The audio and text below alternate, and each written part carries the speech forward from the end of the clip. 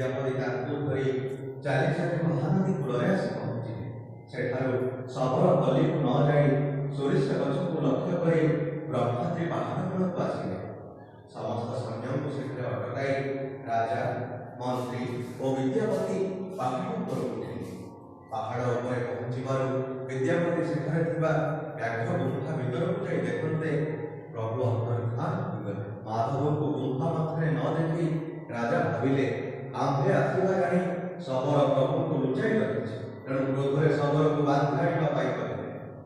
सैन्य माने शबर पल्ली आक्रमण कर विश्वावसु को बांधी आनी और माधव को केउठे लुचाई रखिछ बोली पचारिबार एही समय शून्यवान हे राजा भक्त विश्वावसुर कौन दोष ना तोर गर्भ लगी मो अंतर्धान हो जाइए तू शबर को क्षमा मागी तार बंधन फिटाई दे किछि दिन परे बांकी मुहाणरे एक दारू लगे एवं सेही दारू मध्यरु प्रभु जगन्नाथ मां सुभद्रा एवं बलभद्र रूप तैयारी हुई पूजा पाइले मु जुगापी धरी ए पहाड़े आस्थान रूप भक्त मान को दर्शन देउथि माधवଙ୍କର आज्ञा शुणी राजा शबर को क्षमा मागी बंधन करदेले और सैन्यମାନଙ୍କୁ नहीं पुरुषोत्तम क्षेत्र को फेरिले गला बेले विद्यापति ललिता संगरे नहीं गले